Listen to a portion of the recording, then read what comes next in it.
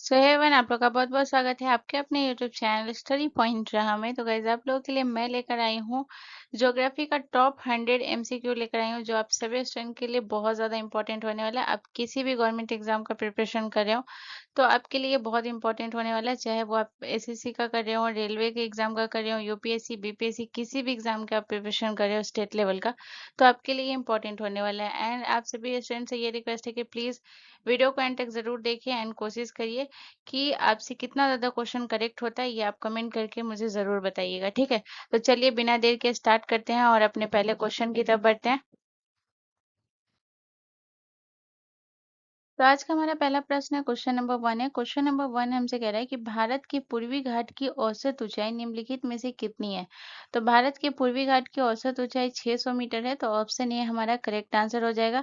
अब थोड़ा सा हम बात करेंगे गाइस पूर्वी घाट के बारे में। तो पूर्वी घाट के बारे में पूछा जाता है कि ये कौन कौन से राज्यों में फैला हुआ है। तो याद रखिएगा, पूर्वी घाट फैला हुआ है आपके ओडिशा, तेलंगाना, तेलंगाना, इसका याद रखिएगा तेलंगाना हो गया, आंध्र प्रदेश, आंध्र प्रदेश, तमिलनाडु, तमिलनाडु और पश्चिम बंगाल, और पश्चिम बंगाल में फैला हुआ है, ठीक है?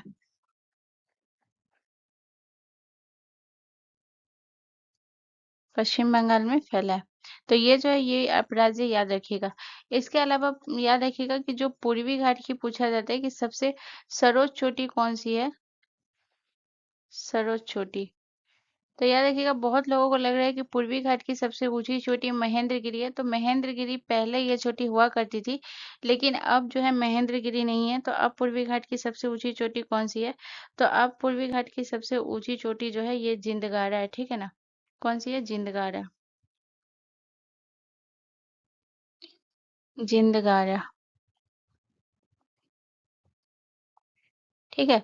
तो पूर्वी घाट की अब सबसे ऊंची चोटी जिंदगारा हो गई, क्योंकि इसकी ऊंचाई जो है ये कितनी है गाइस? तो याद रखिएगा, इसकी ऊंचाई हो गया आपका जो है 1690 मीटर जो है इसकी ऊंचाई हो गई। इसकी ऊंचाई कितनी है? 1690 मीटर, 1690 मीटर इसकी ऊंचाई है, ठीक है।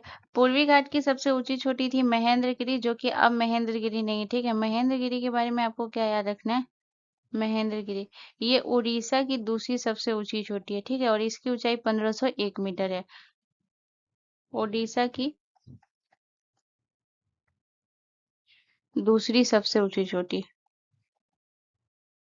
दूसरी सबसे ऊंची चोटी, और इसकी ऊंचाई कितनी है? इसकी ऊंचाई है 1501 मीटर, 1501 मीटर इसकी ऊंचाई है, ठीक है। तो इतना पॉइंट आपको याद रखना है। इसके अलावा एक पॉइंट और याद रख लीजिएगा पूर्वी घाट के बारे में। ये आपको एक पॉइंट और क्या याद रखना है, पूछा जाता है कि पूर्वी घाट से जो है कौन-कौन सी नदियाँ बहती है। तो ये जो है बहुत इंपॉर्टेंट क्वेश्चन है, तो ये भी लिख ही लीजिए। याद रखिएगा यहाँ से कौन-कौन सी नदी बहती है गाइस? तो याद रखिएगा गोदावरी नदी, खासकर जो प्रायद्वीपीय भारत की नदी है वो यहाँ से बहती है, जैसे गोदावरी नदी हो गई। इसके अलावा याद रखिएगा कृष्णा नदी हो गया, ठीक है, ये भी यहाँ से बहती है। इसके बाद याद रखिएगा महानदी हो गया, महानदी, ठीक है। और कौन सी नदी हो गई? कावेरी नदी। तो ये सारी नदी जो है ये पूर्वी घाट से होकर बहती है, ठीक है। चलिए नेक्स्ट क्वेश्चन की तरफ। अगला क्वेश्चन हमारा क्वेश्चन नंबर 2 है गाइस। क्वेश्चन नंबर 2 हमसे कह रहा है कि झेलम नदी इनमें से कौन सी घाटी का निर्माण करती है? तो झेलम नदी जो है ये कुल्लू घाटी का निर्माण करती है, मसूरी घाटी का, कश्मीर घाटी का, काठमांडू घाटी का। तो झेलम नदी जो निर्माण करती है ये कश्मीर घाटी का करती है। ऑप्शन सी हमारा करेक्ट आंसर हो जाएगा। झेलम नदी के बारे में आपको याद रखना है कि ये जो है कश्मीर घाटी के बीचों बीच से होकर बहती है, ठीक है ना। इसके अलावा अगर मैं बात करूँ गाइस, तो याद रखिएगा ये झेलम नदी का उद्गम जो होता है ये कहाँ से होता है? तो ये याद रखिएगा झेलम नदी का उद्गम जो है ये वेरीनाग से होता है, ठीक है ना, वेरीनाग से, ठीक है। वेरीनाग से इसका उद्गम होता है, और ये जो है वेरीनाग जो है ये कौन से जिले में स्थित है? तो याद रखिएगा ये अनंतनाग जिले में स्थित है, ठीक है ना। वेरीनाग जो है ये कहाँ है गाइस? याद रखिएगा अनंतनाग जिले में, ठीक है। तो झेलम नदी के बारे में आपको ये याद रखना है। इसके अलावा अगर मैं कुल्लू घाटी की बात करूँ, तो कुल्लू घाटी आपका कहाँ है गाइस? तो याद रखिएगा, कुल्लू घाटी आपका हिमाचल प्रदेश में है। और इसका निर्माण कौन करती है? तो इसका निर्माण ये व्यास नदी करती है, ठीक है? तो याद रखिएगा, ये हिमाचल प्रदेश में है, हिमाचल प्रदेश में। और इसका निर्माण कौन करती है? तो याद रखिएगा, ये व्यास नदी द्वारा, व्यास नदी द्वारा निर्मित होता है, ठीक है। इसके बाद अगर मैं बात करूँ गाइस, तो याद रखिएगा, जो आपका हो गया कौन सी घाटी? मसूरी घाटी। तो मसूरी घाटी आपका कहाँ है? तो याद रखिएगा, मसूरी घाटी जो है ये आपका उत्तराखंड में,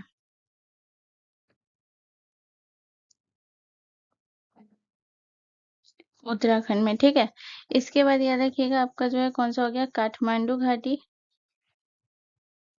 तो काठमांडू के बारे में आपको क्या याद रखना है गाइस? काठमांडू घाटी जो है ये आपका नेपाल में है। और ये जो है कौन सी नदी द्वारा निर्मित होता है? तो याद रखिएगा, ये होता है आपके बागमती नदी द्वारा निर्मित कौन सी घाटी होती है? काठमांडू घाटी। तो ये होता है आपके बागमती, बागमती नदी द्वारा निर्मित,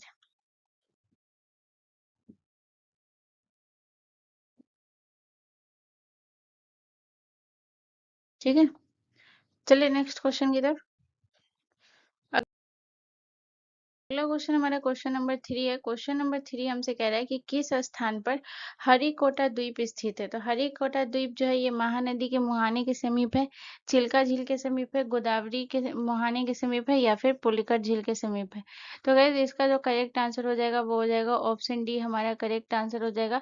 पुलिकट झील के समीप है आपका जो है कौन सा है? ये आपका हरिकोटा है। ये पुलिकट झील जो है ये कहाँ है गाइस? तो याद रखिएगा, ये जो है आपके आंध्र प्रदेश में, ठीक है ना? ये कहाँ है? आंध्र प्रदेश। तो अगर आपसे पुलिकर झील पूछा जाए या फिर श्रीहरिकोटा द्वीप पूछा जाए, ये दोनों आपका आंध्र प्रदेश में, ठीक है। इसके अलावा आपको याद रखना है कि ये जो है ये हरिकोटा द्वीप की अगर मैं बात करूँ गाइस, तो याद रखिएगा, हरिकोटा द्वीप जो है ये इसरो का प्रमुख प्रक्षेपण केंद्र है, ठीक है ना? इसरो का प्रमुख प्रक्षेपण,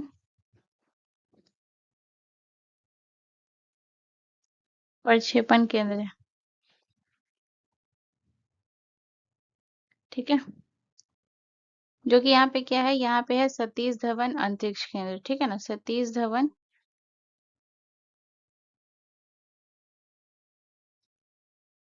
सतीश धवन अंतरिक्ष केंद्र,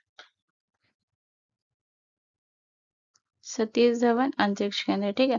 इसके बाद अगर मैं बात करूँ गाइस, तो याद रखिएगा, इसरो, इसरो की स्थापना और मुख्यालय ये दोनों याद रखिएगा, क्योंकि ये दोनों बहुत ज्यादा इंपॉर्टेंट है, ठीक है ना? तो यहाँ पे अगर हम बात करें कि इसरो का जो है ये मुख्यालय कहाँ है? इसरो का मुख्यालय, इसरो का मुख्यालय, ठीक है। तो इसरो का मुख्यालय जो ये कहाँ है? ये बेंगलुरु में है। और बेंगलुरु आपका कहाँ पड़ता है? कर्नाटक में, ठीक है ना? इसरो का मुख्यालय कहाँ है? बेंगलुरु। और ये कहाँ पड़ता है? कर्नाटक में। इसके बाद यहाँ पे इसकी स्थापना भी याद रखिएगा, इसकी स्थापना कब हुई थी इसरो की? तो याद रखिएगा, इसरो का स्थापना हुआ था 15 अगस्त 1969 को, 15 अगस्त 1969 को। यहाँ पे अगर मैं एक चीज और बता दूं, तो ये याद रखिएगा, जैसे अगर मैं महानदी के मुहाने पे, तो महानदी के मुहाने पे क्यों नहीं होगा? क्योंकि ये जो है ओडिशा में है, ठीक है। इसके बाद जो है चिल्का झील जो है ये भी आपका ओडिशा में है। और गोदावरी नदी के मुहाने पर, तो गोदावरी नदी आपका आंध्र प्रदेश में है, लेकिन ये हरिकोटा द्वीप नहीं स्थित है यहाँ पे, ठीक है। चलिए नेक्स्ट क्वेश्चन की तरफ। अगला क्वेश्चन हमारा क्वेश्चन नंबर 4 है गाइस। क्वेश्चन नंबर 4 कह रहा है, गंगा नदी के बारे में निम्नलिखित में से कौन सा कथन सही नहीं है? तो यहाँ पे आप ध्यान रखिएगा, पूछ रहा है कि कथन सही नहीं है। तो ऑप्शन ए आपसे बोला है कि भारत में गंगा नदी की जो है वो 2500 किलोमीटर से अधिक लंबी है, दुनिया में सबसे अधिक आबादी वाली नदी बेसिन है।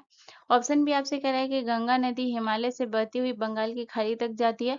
ऑप्शन सी आपसे बोला है कि गंगा नदी का जल स्तर कभी भी मानसून और हिमालय की जलवायु की स्थिति पर निर्भर नहीं करती है। या ऑप्शन डी, गंगा नदी और इसके नदी बेसिन बहुत सारे अद्भुत वन्य जीवन का समर्थन करते हैं, विशेष रूप से नदी, डॉल्फिन, मीठे पानी की कछुए और घड़ियाल। तो इसका करेक्ट आंसर हो जाएगा, क्योंकि ये सही नहीं है, क्योंकि गंगा नदी का जल स्तर जो निर्भर करता है वो मानसून और हिमालय की जलवायु स्थिति पर निर्भर करता है, ठीक है ना। यहाँ पे आपको बोला है कि ये निर्भर नहीं करता है, जो कि ये गलत हो जाएगा, ठीक है। और क्वेश्चन भी पूछा है कि कौन सा सही नहीं है, ठीक है। तो यहाँ पे अगर मैं आपको एक चीज और बताऊं तो याद रखिएगा, गंगा नदी जो है इसे इसकी उद्गम कहाँ से होती है, तो याद रखिएगा इसका उद्गम जो होता है ये गंगोत्री, ठीक है ना। गंगोत्री हिमनद से जो है, गंगोत्री हिमनद, ठीक है ना, हिमनद, हिमनद से इसका उद्गम होता है, ठीक है। तो गंगोत्री हिमनद से जो इसका उद्गम होता है, तो ये जो हिमनद है याद रखिएगा, इसमें जल की मात्रा और प्रवाह जो है ये क्या होता है, बर्फ पिघलने पर होता है। फिर इसके बाद जो है मानसून वर्षा पे भी, तो ये सब पे इसका जो है जलवायु निर्भर करता है, ठीक है। चलिए नेक्स्ट क्वेश्चन की तरफ। अगला क्वेश्चन हमारा क्वेश्चन नंबर 5 है। क्वेश्चन नंबर 5 कह रहा है कि इनमें से कौन सी नदी भूमध्य रेखा के दक्षिण से निकलती है और उत्तर पूर्वी अफ्रीका से होकर भूमध्य सागर में गिरती है। यानी कि भूमध्य रेखा के दक्षिण से निकलती है, ठीक है ना, और उत्तर पूर्वी अफ्रीका से होकर भूमध्य सागर में गिरती है। तो इसका जो करेक्ट आंसर हो जाएगा वो हो जाएगा नील नदी, ठीक है ना। ऑप्शन बी आपका करेक्ट आंसर हो जाएगा, जो कि दुनिया की सबसे लंबी नदी भी माना जाता है, ठीक है। नील नदी जो है याद रखिएगा दुनिया की सबसे लंबी नदी है, दुनिया की सबसे लंबी नदी। इसके बाद अगर मैं कांगो नदी की बात करूँ तो याद रखिएगा कांगो नदी जो है ये कहाँ है, तो कांगो नदी जो है ये आपके मध्य अफ्रीका में, ठीक है ना। कांगो नदी कहाँ है, कांगो नदी आपके मध्य अफ्रीका में है, ठीक है। इसके बाद अगर मैं अमेजन नदी की बात करूँ तो अमेजन नदी कहाँ है, तो अमेजन नदी जो है ये, तो याद रखिएगा ये जो है आपके दक्षिण अमेरिका में,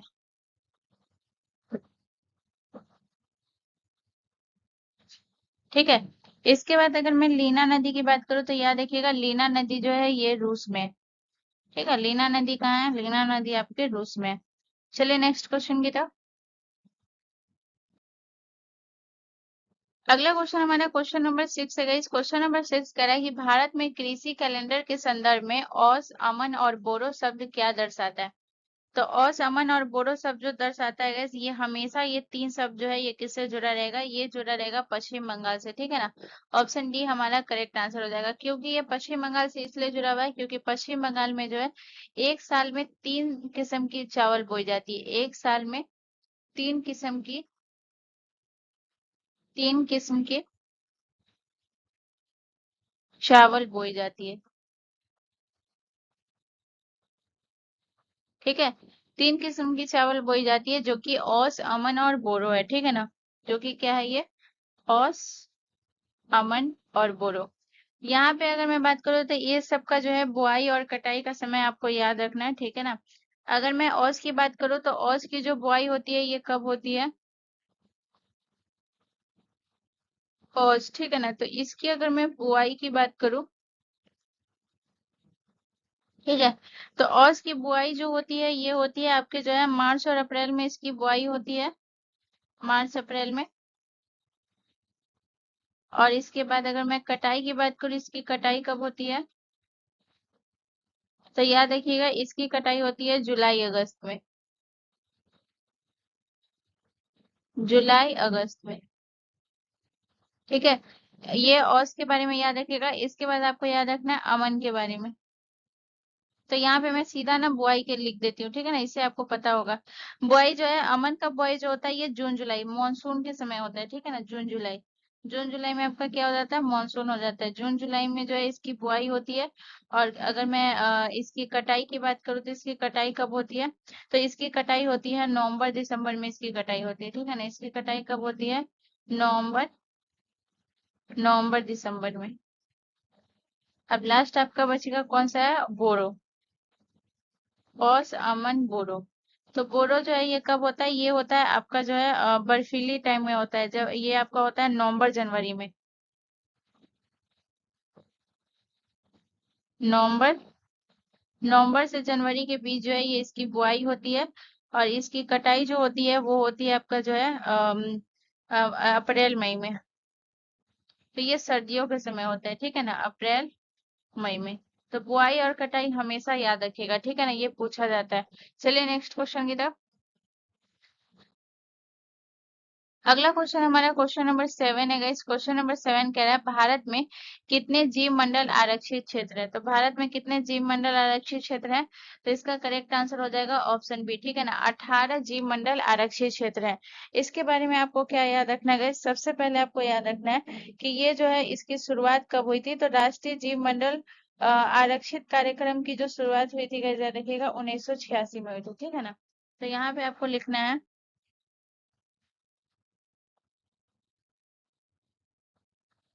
राष्ट्रीय जीव मंडल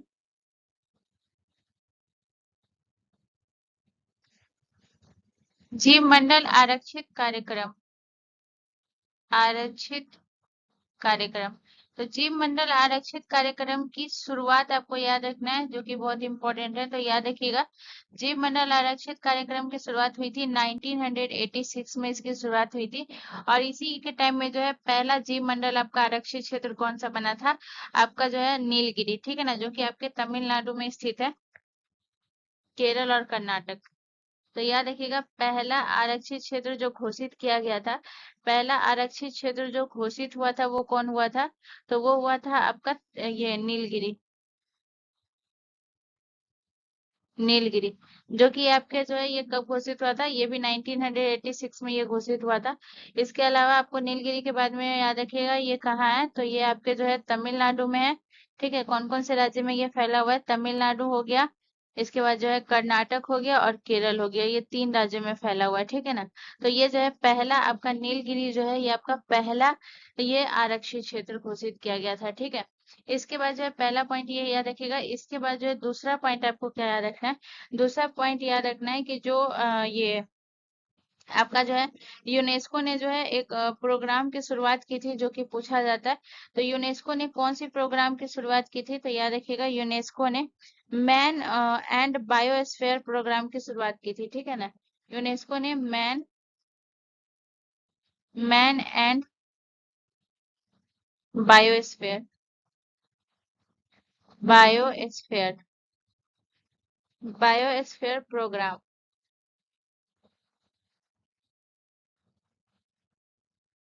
प्रोग्राम की शुरुआत कब की थी गैस, तो ये भी पूछा जाता है कि इसकी शुरुआत बहुत इंपॉर्टेंट है, याद रखिएगा। तो इसकी शुरुआत हुई थी 1971 में हुआ था।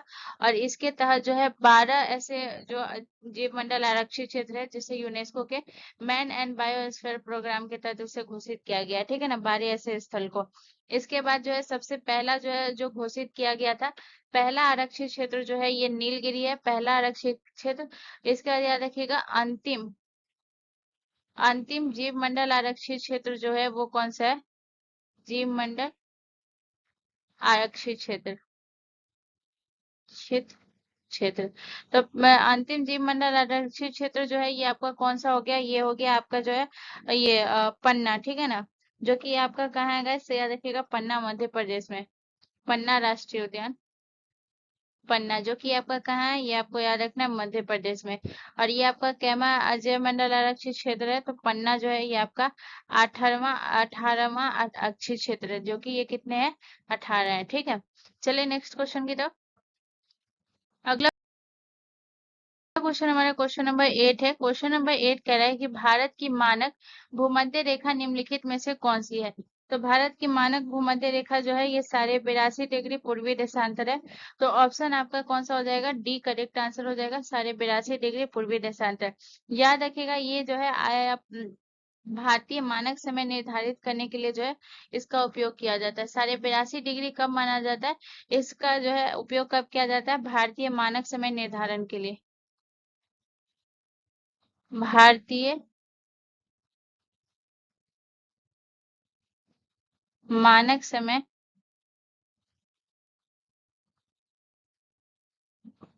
भारतीय मानक समय निर्धारण के लिए, ठीक है। जो कि याद रखिएगा, ये रेखा जो है ये किसके पास से होकर गुजरती है, बहुत बार एग्जाम में पूछा गया। तो याद रखिएगा यह रेखा जो है, याद रखिएगा ये रेखा मिर्जापुर के पास से गुजरती है, ठीक है ना। याद रखिएगा यह रेखा कहाँ से गुजरती है, यह रेखा मिर्जापुर, मिर्जापुर के पास से गुजरती है, ठीक है। और मिर्जापुर आपका कहाँ आएगा, इससे याद रखिएगा मिर्जापुर जो है ये आपके उत्तर प्रदेश में, ठीक है। तो इतना पॉइंट आपको याद रखना है। चलिए नेक्स्ट क्वेश्चन की तरफ। अगला क्वेश्चन हमारा क्वेश्चन नंबर 9 है। क्वेश्चन नंबर 9 कह रहा है निम्नलिखित में से कौन सी नदी बिहार के शोक के रूप में जानी जाती है। तो बिहार के शोक के रूप में कौन सी नदी जानी जाती है, तो इसका करेक्ट आंसर हो जाएगा ऑप्शन डी, ठीक है। कोसी नदी को बिहार के शोक की नदी के रूप में जाना जाता है। कोसी को बिहार का शोक क्यों कहा जाता है, क्योंकि ये जो है बार बार जो है अपना मार्ग परिवर्तन करती है, इसी वजह से जो है ये बाढ़ का सबसे बड़ा कारण बनती है बिहार में, इसीलिए इसे जो है बिहार का शोक नदी कहा जाता है। सबसे पहले अगर हम बात करेंगे कोसी नदी, तो कोसी नदी का जो है ये उद्गम होता है नेपाल में, ठीक है। इसका उद्गम कहाँ होता है guys? तो याद रखिएगा नेपाल में, ठीक है। नेपाल में इसका उद्गम होता है, और याद रखिएगा ये 7 नदियों के संगम से बना है। बहुत इंपॉर्टेंट पॉइंट है, इसको याद रखिएगा। कोसी नदी जो है कितने नदियों के संगम से, तो याद रखिएगा कोसी नदी जो है 7 नदियों के संगम से बना है, संगम से, संगम से निर्माण हुआ है। ये क्वेश्चन खासकर उसके लिए बहुत ज्यादा इंपॉर्टेंट है जो बिहार लेवल का प्रिपरेशन कर रहे हैं, उनके लिए मोस्ट इम्पोर्टेंट है, ठीक है ना। तो मैं यहाँ पे जो है थोड़ा सा मैं कोसी नदी के बारे में थोड़ा डीपली बताऊंगी, क्योंकि जितने भी स्टूडेंट ऐसे भी कोई होंगे जो बिहार लेवल पे प्रिपरेशन करें, तो उनके लिए मैं बता रही हूँ। तो यहाँ पे आपको याद रखना है ये 7 नदियों के संगम से बना है, और याद रखिएगा ये कौन कौन नदियों के संगम से बना है। तो याद रखिएगा अरुण हो गया, अरुण हो गया, इसके बाद याद रखिएगा और कौन सी हो गई, तमोर नदी, अरुण, तमोर। इसका बाद याद रखिएगा सोन कोसी, दूध कोसी, सोन कोसी, दूध कोसी, दूध कोसी। इसका याद रखिएगा तामा कोसी,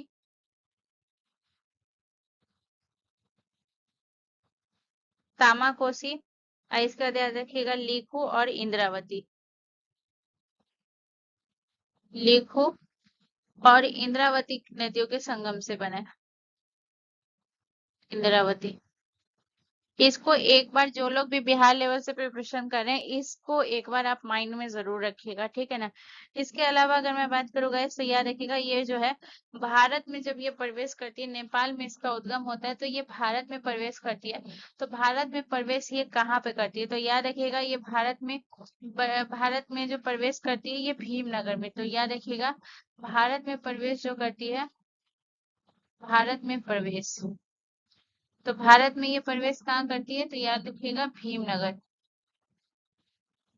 भीमनगर में प्रवेश करती है। और भीमनगर आपका कहाँ पड़ता है, तो भीमनगर जो है ये बिहार में, बिहार के भीमनगर में प्रवेश करती है, ठीक है। इसके अलावा याद रखिएगा ये जो है इसका संगम कहाँ होता है, तो याद रखिएगा ये जो है बिहार वालों के लिए बहुत इंपॉर्टेंट है। याद रखिएगा इसका संगम जो है ये कहाँ होता है, तो ये कटिहार में होता है। कटिहार कहाँ, बिहार में पड़ता है। कटिहार में जो है ये याद रखिएगा कटिहार के पास जो है ये किसमें मिल जाती है, गंगा के पास, गंगा के पास, गंगा के पास मिल जाती है। इसके बाद यहाँ पे जो लोग भी बिहार से प्रिपरेशन कर रहे हैं उनके लिए मैं ये चीज लिखा रही हूँ, यहाँ पे याद रखिएगा कि ये बिहार के जो है कौन कौन से इससे जो है जिलों से होकर गुजरती है। तो बिहार के जिलों से होकर जो गुजरती है, तो बिहार के कौन कौन से जिलों से होकर गुजरती है ये मैं लिखा रही हूँ, ठीक है ना। तो याद रखिएगा ये कोसी नदी जो है बिहार के सुपौल से गुजरती है, सुपौल हो गया, ठीक है, सुपौल हो गया। इसके बाद याद रखिएगा सहरसा हो गया, सहरसा, ठीक है। इसके बाद याद रखिएगा मधेपुरा, सरसा, मधेपुरा, पूर्णिया, पूर्णिया। और कटिहार, और कटिहार में बहती है, ठीक है ना। तो ये जो है ये बिहार वाले लोग के लिए बहुत इंपॉर्टेंट है, इसको याद रखिएगा, ठीक है ना। चलिए नेक्स्ट क्वेश्चन की तरफ। अगला क्वेश्चन हमारा क्वेश्चन नंबर 10 है गाइस। क्वेश्चन नंबर 10 कह रहा है निम्नलिखित में से किस खाद्यान्न को हरित क्रांति से अत्यधिक लाभ हुआ है। तो कौन सा निम्नलिखित में से बताइए कौन सा खाद्यान्न है जिससे जो है अत्यधिक लाभ हुआ है। तो ये गेहूं को बहुत ज्यादा लाभ हुआ है, तो ऑप्शन डी करेक्ट आंसर हो जाएगा, ठीक है ना। और ये जो हरित क्रांति था सबसे ज्यादा पूछा जाता है कौन से क्षेत्र को प्रभावित किया था। तो सबसे ज्यादा ये पंजाब और हरियाणा को प्रभावित किया था, ठीक है ना। पंजाब और हरियाणा को ये पूरी तरीके से प्रभावित किया था। और जो है उत्तर प्रदेश का जो कुछ क्षेत्र था वहां प्रभावित किया था। तो यहाँ पे उत्तर प्रदेश भी लिख लीजिएगा। उत्तर प्रदेश के कुछ क्षेत्रों में जो है ये प्रभावित किया था। तो ये पूछा जाता है, बहुत इंपॉर्टेंट है, ठीक है, प्रभावित हुआ था। यहाँ पे अगर मैं बात करूँ तो सबसे पहले आपको याद रखना है कि हरित क्रांति की शुरुआत कब हुई थी। तो यहाँ पे पहला पॉइंट आपका ये हो गया। दूसरा पॉइंट आपको ये याद रखना है कि इसकी शुरुआत कब हुई थी। तो ये जो है याद रखिएगा, हरित क्रांति की शुरुआत जो है 1960 में हुई थी, ठीक है ना। लेकिन अगर आपसे पूछा जाए कि भारत में शुरुआत कब हुई थी, भारत में शुरुआत कब हुई थी हरित क्रांति की, तो याद रखिएगा हरित क्रांति की भारत में शुरुआत हुई थी 1966। 1966 से 1967 के बीच हुई थी। इसके बाद याद रखिएगा इसमें जो है आपको याद रखना है कि इनके जो है जनक याद रखिएगा, ठीक है ना। तो जनक अगर मैं बात करूँ तो ये जो है जो 1960 में शुरुआत हुआ था तो उस समय जो है जनक कौन थे। तो याद रखिएगा, याद रखिएगा जो जनक थे वो थे नॉर्मन बोरलॉग।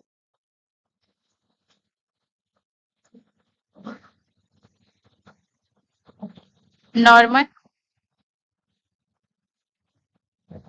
बोरलॉग, ठीक है। और भारत में जो शुरुआत हुआ था 1966 और इसके बीच, तो इसमें जो है याद रखिएगा भारत स्तर पे ये जो है नॉर्मन बोरलॉग जो थे याद रखिएगा ये विश्व स्तर पे थे, विश्व स्तर पर। और वहीं अगर आपसे पूछा जाए भारत स्तर पर, भारत स्तर पर हरित क्रांति के जनक कौन थे। तो याद रखिएगा एम एस स्वामीनाथन, जो कि एक कृषि वैज्ञानिक थे। एम एस स्वामीनाथन, ठीक है। तो ये पॉइंट आपको याद रखना है, ठीक है ना। और ये जो है गेहूं का जो जो उन्नत किस्म का बीज था, जो HYV यानी कि हाई यील्डिंग वेराइटीज जो है ये विकसित हुआ था गेहूं का, ये याद रखिएगा। और जो पूछा जाता है कि किस पे जो है प्रभाव नहीं पड़ा था, तो दलहन और तिलहन पे बिल्कुल भी प्रभाव नहीं पड़ा था इसका। सबसे ज्यादा प्रभाव पड़ा था गेहूं और उसके बाद धान पे।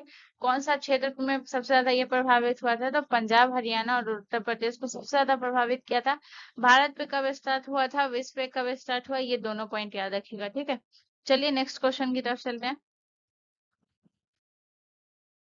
अगला क्वेश्चन हमारा क्वेश्चन नंबर 11 है गाइस। क्वेश्चन नंबर 11 कह रहा है कि झारखंड और छत्तीसगढ़ राज्य डैश के भंडार से समृद्ध है। तो झारखंड और छत्तीस राज्य जो है ऑप्शन बी आपका करेक्ट आंसर हो जाएगा, कोयला के भंडार से सबसे ज्यादा सीमित है, ठीक है ना। यहाँ पे बहुत बड़ा कोयला का खदान है। इसके अलावा याद रखिएगा ये जो है आपका ये सिलिकॉन की अगर मैं बात करूं तो सिलिकॉन के बारे में याद रखिएगा कि सिलिकॉन जो है ये आपका क्या है। सिलिकॉन एक अर्धचालक तत्व है, हमेशा याद रखिएगा, बहुत इंपॉर्टेंट है ये पॉइंट याद है। सिलिकॉन जो है अर्धचालक तत्व है, ठीक है ना। और इसका जो है उपयोग कहाँ होता है, सिलिकॉन का उपयोग, तो याद रखिएगा सिलिकॉन का जो उपयोग होता है वो होता है इलेक्ट्रॉनिक्स उद्योग में। इलेक्ट्रॉनिक्स, इलेक्ट्रॉनिक्स उद्योग में, ठीक है। इसके बाद अगर मैं बात करूँ तो यहाँ पे आपको याद रखना है पेट्रोलियम के बारे में। तो पेट्रोलियम के बारे में याद रखिएगा ये इसका जो है पेट्रोलियम जो है ये खनिज तेल है। और इसका सबसे बड़ा भंडार जो है ये गुजरात मुंबई में है, ठीक है ना। इसका सबसे बड़ा भंडार जो है ये कहाँ पे है, तो याद रखिएगा गुजरात हो गया और याद रखिएगा मुंबई हो गया, ठीक है, गुजरात और मुंबई में है। इसके बाद सोना की अगर मैं बात करूँ तो सोना का जो है सबसे बड़ा जो है आपका जो है KGF जो है यानी कि कोलार गोल्डफील्ड, ये कहाँ है आपका, तो ये जो है आपका कर्नाटक में। तो सोना का सबसे बड़ा ये कहाँ है गैस खदान, तो याद रखिएगा KGF। KGF आपका हो गया कोलार गोल्ड कोलार, गोल्ड, और ये जो है फील्ड हो गया, फील्ड्स। ठीक है ना, ये सबसे बड़ा है, जो कि ये आपका कहाँ है गाइस, तो ये केजीएफ आपका कर्नाटक में है। ठीक है, चलिए नेक्स्ट क्वेश्चन की तरफ। अगला क्वेश्चन हमारा क्वेश्चन नंबर 12 है गाइस। क्वेश्चन नंबर 12 कह रहा है युमथांग घाटी भारत के डैश राज्य में स्थित है। तो युमथांग घाटी जो है ये कहाँ है गाइस, तो इसका करेक्ट आंसर हो जाएगा ये सिक्किम, ऑप्शन बी आपका करेक्ट आंसर हो जाएगा। युमथांग घाटी जो सिक्किम में है, तो याद रखिएगा सिक्किम के कौन से, तो उत्तरी भाग में, सिक्किम के उत्तरी भाग में। ठीक है, इसके अलावा अगर मैं बात करूंगा तो याद रखिएगा ये जो है, यहाँ जो है गर्म पानी के झरने और जो है बहुत ज्यादा रंग बिरंगा फूल है, इस वजह से जो है याद रखिएगा इसे जो है क्या कहा जाता है, इसे वैली ऑफ फ्लावर्स भी कहा जाता है। ठीक है, युमथांग घाटी को जो है ये क्या कहा जाता है, युमथांग घाटी को जो है लिख लीजिएगा valley of flower, valley of flower भी कहा जाता है, वैली ऑफ फ्लावर कहा जाता है। ठीक है, चलिए नेक्स्ट क्वेश्चन की तरफ। अगला क्वेश्चन हमारा क्वेश्चन नंबर 13 है गाइस। क्वेश्चन नंबर 13 कह रहा है कि गर्मियों के महीनों में पूर्वी जेठ धारा प्रायद्वीपीय भारत के ऊपर किस अक्षांश पर बहती है। तो गर्मियों के समय जो बहती है ये 14 डिग्री नॉर्थ में बहती है, ये प्रायद्वीपीय भारत के मध्य भाग में। ठीक है ना, तो याद रखिएगा 14 डिग्री नॉर्थ, यानी कि यहाँ पे लिख लीजिएगा प्रायद्वीपीय भारत के कौन से भाग में, मध्य भाग में, मध्य भाग में। ठीक है ना, तो ये आपको याद रखना है। मध्य भाग जो है ये क्या होता है, ये प्रायद्वीपीय भारत के ऊपर आता है। ठीक है ना, प्रायद्वीपीय,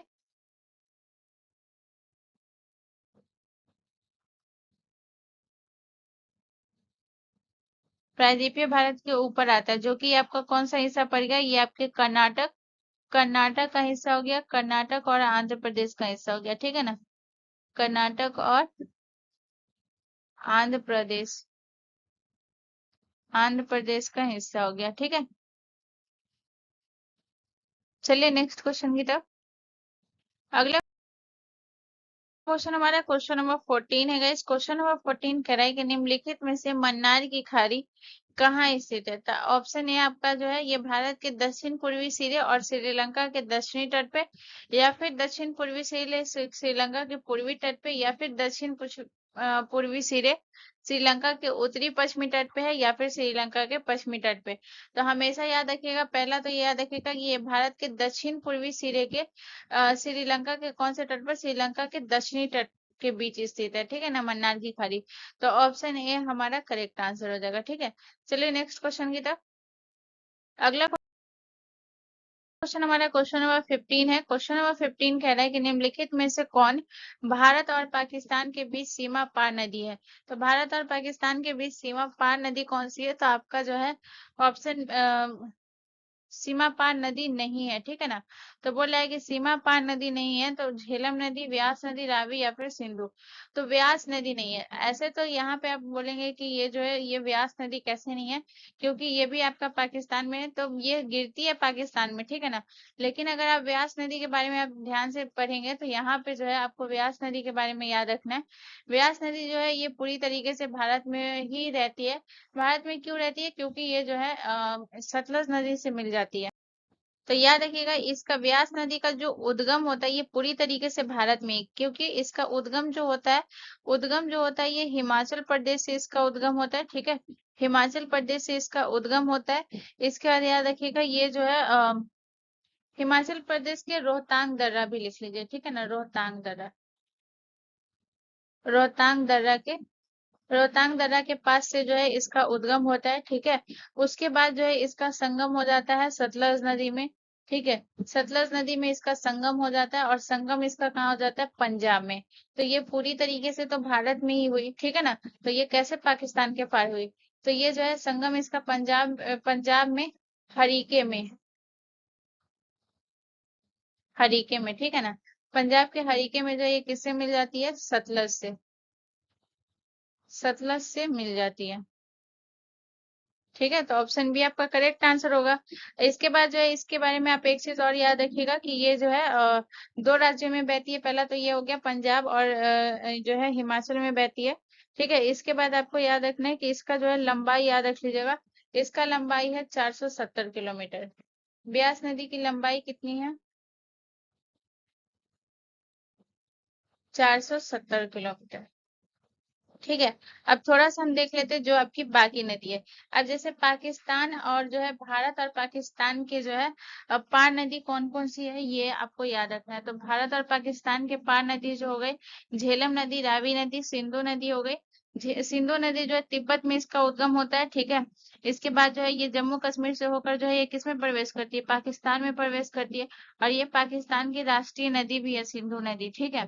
इसके बाद झेलम नदी जो है ये मैं बता चुकी हूँ कि जम्मू कश्मीर के जो है अनंतनाग जिले में जो वेरीनाग से इसका उद्गम होता है झेलम नदी का। और ये जो है पाकिस्तान में जो है ये चिनाब नदी से मिल जाती है। तो ये पाकिस्तान में चिनाब नदी से मिलती है। ठीक है ना, झेलम नदी। और व्यास जो है ये पंजाब में मिलती है और झेलम नदी पाकिस्तान में मिलती है। ठीक है, तो ये भी पाकिस्तान के पार हो गए। चेनाब नदी का भी उद्गम ये हिमाचल प्रदेश के बालाचल दर्रे से होता है। लेकिन ये जो है जम्मू कश्मीर से होकर पाकिस्तान में प्रवेश करती है। ठीक है ना। और फिर ये जो है ये रावी नदी की अगर मैं बात करूँ तो रावी नदी जो है एक और याद रखिएगा, रावी और सतलज दोनों बता देती हूँ। रावी और सतलज जो है याद रखिएगा ये हिमाचल प्रदेश के रोहतांग दर्रे से इसका उद्गम होता है। और ये फिर पंजाब से बहते हुए कहाँ प्रवेश करती है? पाकिस्तान में प्रवेश करती है। ठीक है, रावी नदी। और फिर ये पाकिस्तान में प्रवेश करने के बाद ये चेनाब नदी से मिलती है। तो ये भी पाकिस्तान के पार हो गई। और सतलज नदी ये तिब्बत से होता है, फिर हिमाचल प्रदेश और पंजाब में होकर ये पाकिस्तान चली जाती है। ठीक है ना, तो ये हो गया, आपको ये याद रखना है। चलिए नेक्स्ट क्वेश्चन की तरफ। और गाइस इस टाइप के क्वेश्चन सब बहुत रहते हैं। जो भी मैं अभी बताई हूँ इतना आपको नहीं समझा पाती इतना सब बोर्ड में, इसलिए मैं आपको बता दी हूँ ताकि बस आप नॉर्मली इस चीज को याद रखिएगा। ठीक है, चलिए नेक्स्ट क्वेश्चन की तरफ। अगला क्वेश्चन हमारा क्वेश्चन नंबर 16 है गाइस। क्वेश्चन नंबर 16 कह रहा है भारत में लगभग कितने प्रतिशत यात्री यातायात सड़कों द्वारा किया जाता है? यानी कि भारत में कितने प्रतिशत ऐसे यात्री हैं जो अपना यातायात यानी कि जो ट्रेवलिंग करते हैं वो सड़कों के द्वारा करते हैं, यानी हवाई या फिर रेलवे के थ्रू नहीं करते हैं, इस सड़कों के द्वारा करते हैं। अब सड़कों में वो कुछ भी आप ले लीजिए, चाहे वो साइकिल, बस, कार जो भी हो। तो वो जो सड़कों के द्वारा करते हैं वो कितने प्रतिशत है गाइस? तो यह देखिएगा 87% ऐसे यात्री जो है वो यातायात जो है वो सड़कों के द्वारा करते हैं। हवाई और रेलवे में जो है वो बहुत कम करते हैं। तो ऑप्शन सी आपका करेक्ट आंसर हो जाएगा। ठीक है, चलिए नेक्स्ट क्वेश्चन की तरफ। अगला क्वेश्चन हमारा क्वेश्चन नंबर 17 है। क्वेश्चन नंबर 17 कह रहा है भारत के किस राज्य में बड़े बांधों की संख्या सबसे अधिक है? तो भारत में जो है याद रखिएगा महाराष्ट्र। महाराष्ट्र में जो है बड़े बांधों की संख्या सबसे अधिक है। तो ऑप्शन सी आपका करेक्ट आंसर हो जाएगा। जैसे मैं आपको महाराष्ट्र के कुछ बांध के नाम बताऊं, जैसे कि महाराष्ट्र में कौन कौन से बांध है तो जो कि इम्पोर्टेंट है, परीक्षा की दृष्टि से पूछा जाता है, तो याद रखिएगा कोयना बांध। कोयना बांध जो है ये महाराष्ट्र में है और कोयना नदी पर ही है। ठीक है ना, तो कोयना बांध आपका हो गया जो कि ये महाराष्ट्र में है। और कौन सी नदी पर है इससे याद रखिएगा, ये है आपके कोयना नदी पर। कोयना नदी पर। ठीक है। इसके बाद अगर मैं बात करूं और कौन सा बांध है महाराष्ट्र में तो याद रखिएगा, और आपका हो गया जैसे कि जायकवाड़ी बांध, ये भी आपका महाराष्ट्र में है। ठीक है ना, जायकवाड़ी। जायकवाड़ी बांध के बारे में एक बार एसएससी में पूछा गया था। ठीक है ना, जायकवाड़ी बांध जो है ये महाराष्ट्र में है और कौन सी नदी पर है तो याद रखिएगा गोदावरी नदी पर है। गोदावरी नदी पर। इसके बाद याद रखिएगा और कौन सा बांध है, वैतरणी बांध है। वैतरणी बांध। तो ये भी आपका महाराष्ट्र में है और कौन सी नदी पर है इसे याद रखिएगा, ये भी वैतरणी नदी पर ही है, ये याद रखिएगा। एक और याद रखिएगा उजनी बांध जो कि भीमा नदी पर है। ठीक है ना, तो ये भी याद रखिएगा। एक और कौन सा बांध है, उजनी बांध, जो कि एक कौन सी नदी पर है इसे याद रखिएगा, ये है आपके भीमा नदी पर। ठीक है, चलिए नेक्स्ट क्वेश्चन की तरफ। अगला क्वेश्चन हमारा क्वेश्चन नंबर 18 है। क्वेश्चन नंबर 18 कह रहा है कि निम्नलिखित में से कौन सी नदी हिमालय से निकलती है। तो हिमालय से कौन सी नदी निकलती है बताइए। तो आपका जो है करेक्ट आंसर हो जाएगा ये जो है गंगा नदी। गंगा नदी जो है ये हिमालय से निकलती है। हिमालय के जो याद रखिएगा, गंगा नदी का जो उद्गम होता है ये हिमालय के गंगोत्री से होता है। ठीक है ना, गंगा नदी का उद्गम कहाँ से होता है? हिमालय के गंगोत्री से, जो कि मैं बताई भी हूँ अभी थोड़ा देर पहले, गंगोत्री से। और इसकी लंबाई भी बताई होगी, इसकी लंबाई 2500 किलोमीटर है। ठीक है ना, याद रखिएगा भारत की सबसे पवित्र नदी है। ठीक है ना, जो कि ये जो है गंगोत्री से होती है। गंगोत्री आपका कहाँ है? तो याद रखिएगा ये है आपके उत्तराखंड में है, ये भी याद रखिएगा। ठीक है ना, ये भारत की राष्ट्रीय नदी का इसे दर्जा मिला हुआ है। इसके अलावा तापी नदी याद रखिएगा, ये मध्य प्रदेश के सतपुड़ा पर्वत से इसका उद्गम होता है। इसका उद्गम कहाँ होता है? मध्य प्रदेश के सतपुड़ा पर्वत से।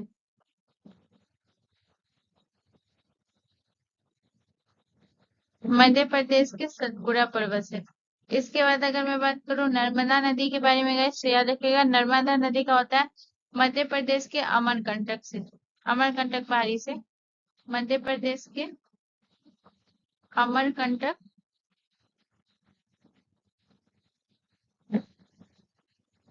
अमरकंटक पहाड़ी से। ठीक है, इसके अलावा अगर मैं बात करूँ तो और याद रखिएगा और कौन सा हो गया? गोदावरी नदी। ठीक है ना, तो गोदावरी नदी का जो उद्गम होता है ये कहाँ से होता है? ये होता है महाराष्ट्र के नासिक से। महाराष्ट्र के नासिक से। ठीक है, चलिए नेक्स्ट क्वेश्चन की तरफ। अगला क्वेश्चन हमारा क्वेश्चन नंबर 19 है। क्वेश्चन नंबर 19 कह रहा है कि सतलज नदी पर स्थित गोविंद सागर झील इनमें से किस बांध के निर्माण के फलस्वरूप बनी है। तो सतलज नदी पर स्थित गोविंद सागर झील जो है ये भाखड़ा बांध, पांग बांध, चिमिराई बांध या फिर टेहरी बांध। तो गाइस इसका जो करेक्ट आंसर हो जाएगा वो हो जाएगा ऑप्शन ए। ठीक है ना, भाखड़ा बांध हमारा करेक्ट आंसर हो जाएगा। भाखड़ा बांध के बारे में जो है याद रखिएगा, इसका निर्माण जो हुआ है गोविंद सागर झील जो है इसके जो है फलस्वरूप इसका निर्माण हुआ है। यहाँ पे आपको याद रखना है कि ये बांध जो है याद रखिएगा हिमाचल प्रदेश में जो है सतलज नदी पर स्थित है। ठीक है ना, ये बांध जो है याद रखिएगा ये कहाँ है? पहला तो याद रखिएगा ये कौन हिमाचल प्रदेश में है, भाखड़ा बांध हिमाचल प्रदेश।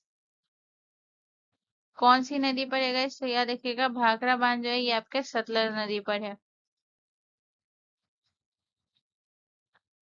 ठीक है, इसके अलावा याद रखिएगा ये जो है आपको याद रखना है कि भारत के सबसे ऊंचे जो है ये भी आपका जो है गुरुत्वाकर्षण ही बांध है, यानी कि सबसे ऊंचे गुरुत्वाकर्षण बांधों में जो है ये एक है आपका। इसके अलावा याद रखिएगा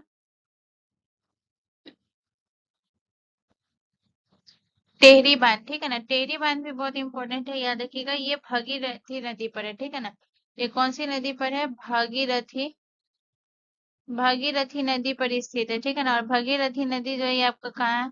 तो याद रखिएगा ये उत्तराखंड में स्थित है। ठीक है ना, उत्तराखंड में, उत्तराखंड में। ठीक है, चलिए नेक्स्ट क्वेश्चन की तरफ।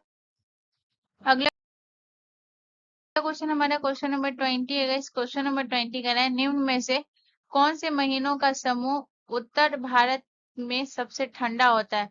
तो जो है उत्तर भारत में सबसे ठंडा जो है कौन से महीने का समूह होता है? दिसंबर और जनवरी जो है ये सबसे ठंडा होता है। ठीक है ना, इस दौरान जो ये क्या होता है, बहुत कम ही तापमान होता है। ठीक है ना, जिसकी वजह से जो है बहुत ज्यादा यहाँ पे ठंडा होता है। कब? दिसंबर और जनवरी के टाइम में। ठीक है ना, तो ऑप्शन आपका बी करेक्ट आंसर हो जाएगा। ठीक है, चलिए नेक्स्ट क्वेश्चन की तरफ।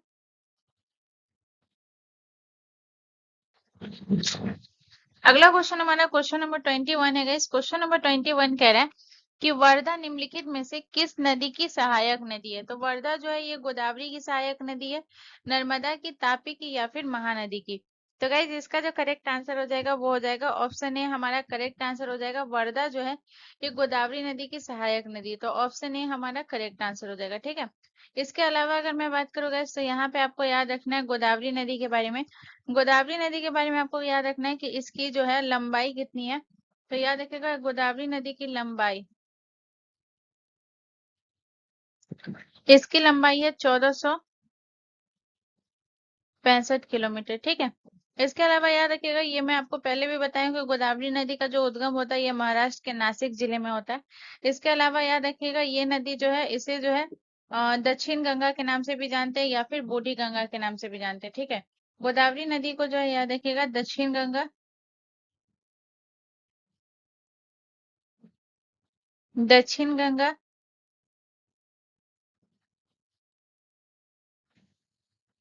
या बूढ़ी गंगा भी कहा जाता है,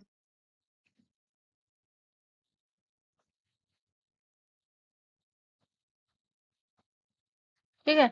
इसके अलावा आपको याद रखना है guys कि ये जो है ये गोदावरी नदी जो है इसकी सहायक नदी जो है कौन कौन सी है।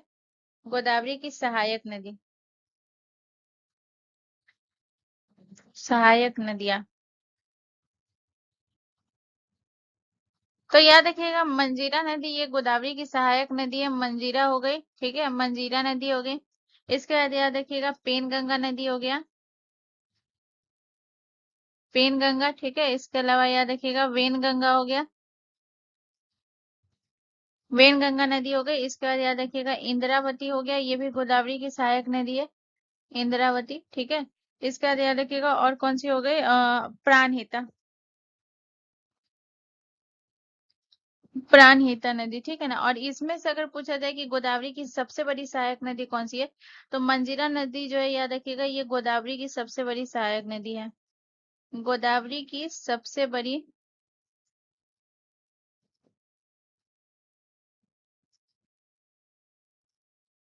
सहायक नदी है, ठीक है। तो इतना पॉइंट आपको याद रखना है। चलिए नेक्स्ट क्वेश्चन की तरफ।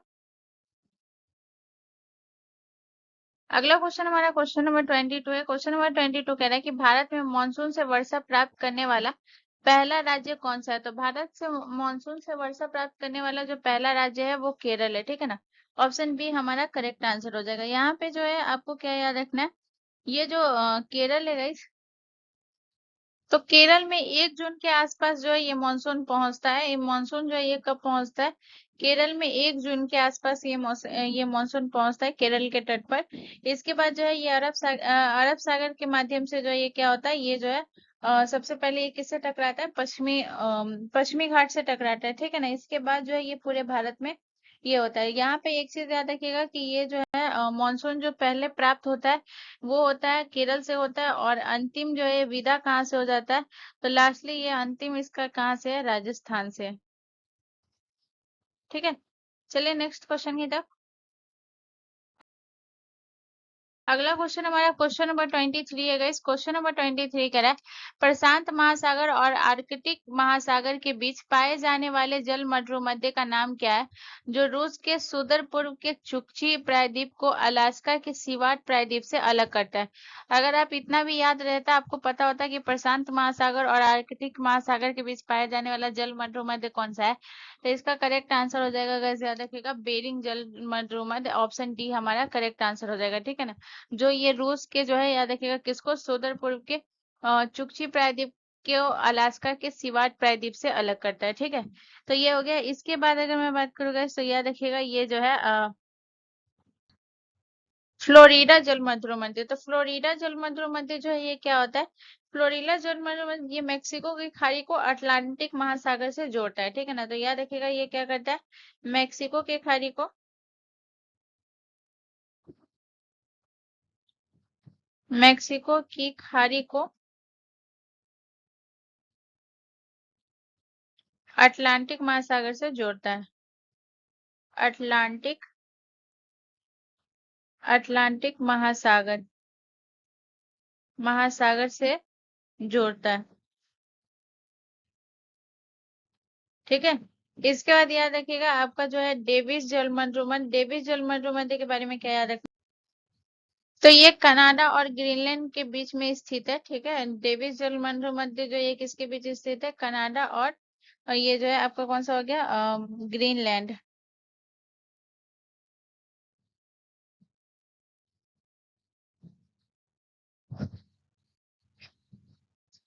कनाडा और ग्रीनलैंड के बीच स्थित है, ठीक है ना। चलिए नेक्स्ट क्वेश्चन की तरफ। अगला क्वेश्चन हमारा क्वेश्चन नंबर 24 है। क्वेश्चन नंबर 24 कह रहा है कि भारत में मॉनसून की अवधि निम्नलिखित में से कितनी होती है। तो भारत में मॉनसून की जो अवधि होती है गाइस वो कितनी होती है। तो इसका जो करेक्ट आंसर हो जाएगा वो हो जाएगा आपका 100 से 120 दिन होता है। तो ऑप्शन आपका डी करेक्ट आंसर हो जाएगा। ठीक है ना, ये जो है याद रखिएगा जून से लेकर जो है सितंबर तक रहता है। ठीक है ना, ये जो है कब तक रहता है मॉनसून की अवधि। तो ये 100 से 120 दिन यानी कि जून से सितंबर तक, जून से सितंबर तक। ठीक है, चलिए नेक्स्ट क्वेश्चन की तरफ। अगला क्वेश्चन हमारा क्वेश्चन नंबर 25 है। क्वेश्चन नंबर 25 कह रहा है भारत कौन सा निम्नलिखित में से कौन सा भारत के प्रमुख औद्योगिक क्षेत्र का एक उदाहरण है। तो प्रमुख औद्योगिक क्षेत्र का उदाहरण कौन सा है। तो इसका जो करेक्ट आंसर हो जाएगा वो हो जाएगा छोटा नागपुर क्षेत्र। ठीक है ना, छोटा नागपुर क्षेत्र जो है ये औद्योगिक क्षेत्र का उदाहरण होगा। ठीक है ना, ऑप्शन आपका बी जो है ये करेक्ट आंसर हो जाएगा। ठीक है ना, छोटा नागपुर क्षेत्र जो है याद रखिएगा ये जो है आपके झारखंड, पश्चिम बंगाल, ओडिशा और छत्तीसगढ़ में फैला हुआ है।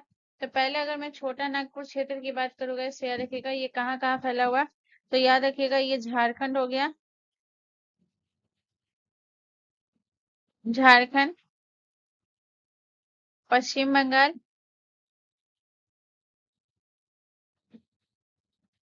ओडिशा, झारखंड, पश्चिम बंगाल, ओडिशा और छत्तीसगढ़ में फैला है।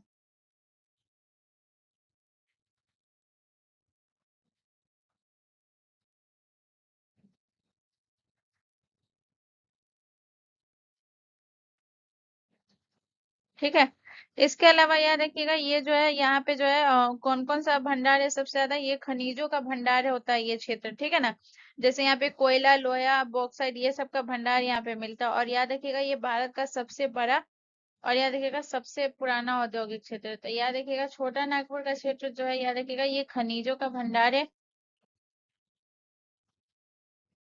खनिजों का भंडार। यहाँ पे जो कौन कौन सा खनिज पाया जाता है। तो यहाँ पे जो खनिज पाया जाता है वो हो गया लोहा, बॉक्साइट,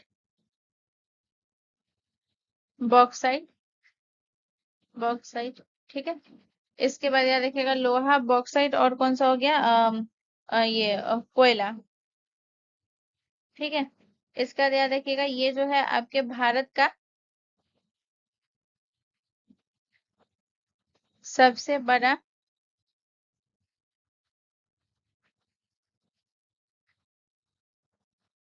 सबसे बड़ा, सबसे पुराना, सबसे बड़ा और सबसे पुराना औद्योगिक क्षेत्र है।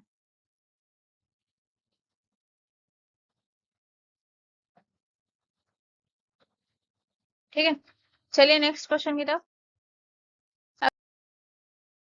अगला क्वेश्चन हमारा क्वेश्चन नंबर 26 है। क्वेश्चन नंबर 26 कह रहा है कि विश्व का सबसे बड़ा नदी बेसिन निम्नलिखित में से कौन सा है। तो विश्व का सबसे बड़ा नदी बेसिन जो है ये कौन सा है guys?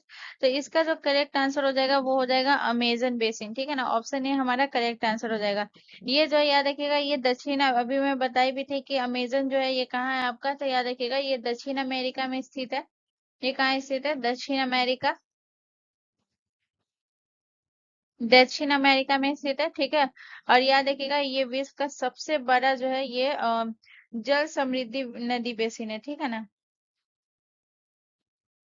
विश्व का सबसे बड़ा, विश्व का सबसे बड़ा जल समृद्धि, जल समृद्धि बेसिन है। ठीक है, चलिए नेक्स्ट क्वेश्चन की तरफ। इसके अलावा एक और याद रख लीजिएगा, जैसे अगर मैं बात करूँ ये जो है आपका अमूर बेसिन जो है याद रखिएगा ये रूस और चीन के बीच स्थित है। ठीक है ना, ये भी लिख लीजिए अमूर बेसिन जो है याद रखिएगा रूस और चीन के बीच स्थित, रूस और चीन के बीच, रूस और चीन के बीच स्थित है। ठीक है, इसके बाद याद रखिएगा ये जो याद रखिएगा कांगो जो है ये याद रखिएगा ये अफ्रीका का दूसरे सबसे बड़ा बेसिन है। कांगो बेसिन जो है याद रखिएगा ये अफ्रीका का,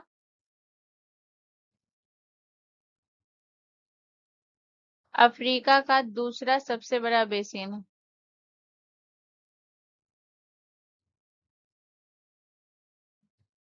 सबसे बड़ा बेसिन। ठीक है, चलिए नेक्स्ट क्वेश्चन की तरफ। अगला क्वेश्चन हमारा क्वेश्चन नंबर 27 है। क्वेश्चन नंबर 27 कह रहा है निम्नलिखित में से कौन सा पूर्वी तटीय बंदरगाह का एक उदाहरण है। तो पूर्वी तटीय बंदरगाह का एक उदाहरण कौन सा है? चेन्नई बंदरगाह है, मुंबई बंदरगाह है, न्यू मैंगलोर बंदरगाह है, या फिर जो है मोरमुगाओ बंदरगाह है। तो यहाँ पे जो है आपको ध्यान से अगर आप पढ़ेंगे तो आपसे पूर्वी तटीय बंदरगाह पूछ रहा है, ठीक है ना। तो पूर्वी तटीय बंदरगाह आपका कौन सा हो गया? चेन्नई बंदरगाह, जो कि ये आपका पूर्वी तटीय बंदरगाह है। तो ऑप्शन ए हमारा करेक्ट आंसर हो जाएगा, ठीक है ना। यहाँ पे आपको ये याद रखना है गाइस कि जो चेन्नई बंदरगाह जो है ये आपको याद रखना है तमिलनाडु के जो है ये तमिलनाडु में स्थित है, और वो भी तमिलनाडु के पूर्वी तट पर स्थित है। तो याद रखिएगा चेन्नई बंदरगाह जो है ये कहाँ है? तमिलनाडु में। इसके बाद याद रखिएगा मुंबई बंदरगाह आपका कहाँ है गाइस? तो याद रखिएगा मुंबई बंदरगाह जो है ये पश्चिमी तट पर स्थित है, ठीक है ना। ये तीनों जो है न्यू मंगलोर और ये आपका पश्चिमी तट पे है, ठीक है ना। इसके बाद याद रखिएगा मुंबई में स्थित है। इसके अलावा न्यू मंगलोर बंदरगाह की अगर मैं बात करूँ तो याद रखिएगा ये आपके कर्नाटक में है, ठीक है, कर्नाटक में। और मोरमुगाओ का बात करूँ तो ये आपका गोवा में है। ठीक है, चलिए नेक्स्ट क्वेश्चन की तरफ। अगला क्वेश्चन हमारा क्वेश्चन नंबर 28 है गाइस। क्वेश्चन नंबर 28 हमसे कह रहा है कि भारत का अधिकांश अंतरराष्ट्रीय व्यापार किन मार्गों से होता है। तो याद रखिएगा भारत का अधिक व्यापार जो होता है वो समुद्र और हवाई के थ्रू होता है, ठीक है ना। रेलवे के थ्रू भी होता है लेकिन समुद्र और हवाई के कंपैरिजन में रेलवे के थ्रू कम होता है, ठीक है। चलिए नेक्स्ट क्वेश्चन की तरफ। अगला क्वेश्चन हमारा क्वेश्चन नंबर 29 है गाइस। क्वेश्चन नंबर 29 कह रहा है कि सुंदरी वृक्ष भारत में निम्नलिखित में से किस प्रकार के वनों में पाए जाते हैं। तो सुंदरी वृक्ष जो है ये उष्ण कटिबंधीय पर्णपाती वनों में, मैंग्रोव वनों में, उष्ण कटिबंधीय सदाबहार वनों में, या फिर कंटक वनों और झाड़ियों में।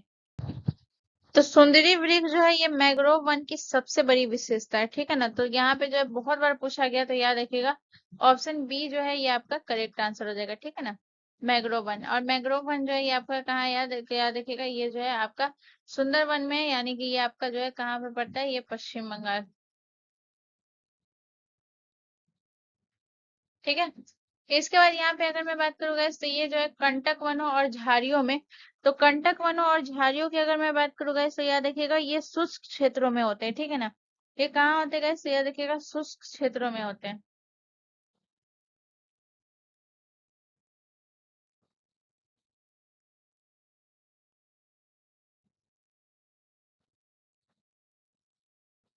ठीक है। इसके अलावा याद रखिएगा जो उष्ण कटिबंधीय सदाबहार वन जो है ये कहाँ पाए जाते हैं। तो उष्ण कटिबंधीय सदाबहार जो याद रखिएगा ये वन वर्षा वाले क्षेत्रों में होते हैं, ठीक है ना, वन वर्षा वाले क्षेत्रों में,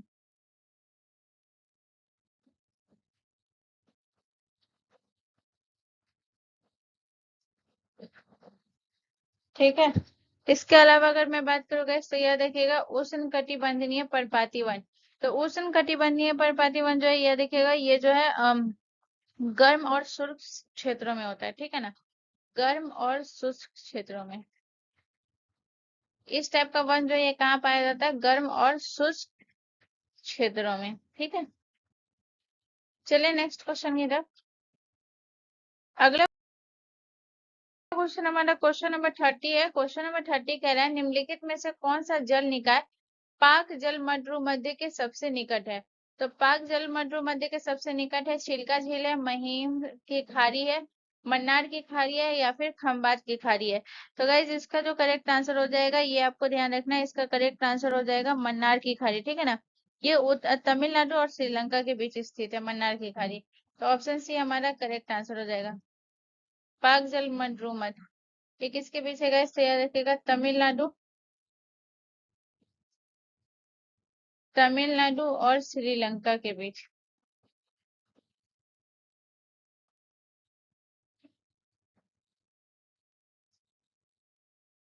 ठीक है। तमिलनाडु और श्रीलंका के बीच स्थित है, तो ये आपको याद रखना है। इसके अलावा याद रखिएगा यहाँ पे जो है खंबात की खाड़ी जो याद रखिएगा ये कहाँ पे है? ये गुजरात में स्थित है। खंबात की खाड़ी जो ये कहाँ स्थित है guys? तो याद रखिएगा खंबात की खाड़ी जो है ये गुजरात में है। इसके अलावा अगर मैं बात करूँ चिल्का झील जो है ये आपके ओडिशा में है।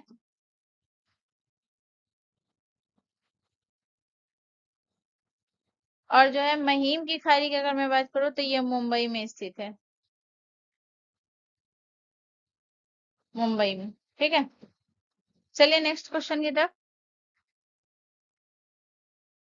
अगला क्वेश्चन हमारा क्वेश्चन नंबर 31 है गाइस। क्वेश्चन नंबर 31 कह रहा है किस भारतीय राज्य की सीमा उत्तर में भूटान और अरुणाचल प्रदेश, पूर्व में नागालैंड और मिजोरम, दक्षिण में मेघालय, त्रिपुरा, मिजोरम और बांग्लादेश तथा पश्चिम में पश्चिम बंगाल के साथ लगती है। तो यहाँ पे ये क्वेश्चन इतना घुमावदार है कि आप यहाँ पे कंफ्यूज ही हो जाइएगा। यहाँ पे अगर सबसे पहले आपको जो है इस क्वेश्चन का क्या करना पड़ेगा, यहाँ पे आपको बोला है कि जैसे उत्तर में आपको बोला है कि उत्तर में किसके साथ सीमा लगता है।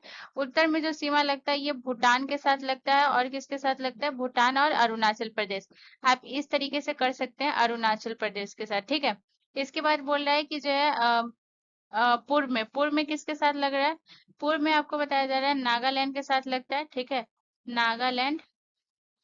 इसके बाद मिजोरम के साथ लगता है, मिजोरम के साथ। ठीक है, और दक्षिण में जो है ये किसके साथ लगता है, दक्षिण में लगता है ये टोटल, दक्षिण में लगता है ये मेघालय, मेघालय, त्रिपुरा, मिजोरम, मिजोरम और बांग्लादेश के साथ।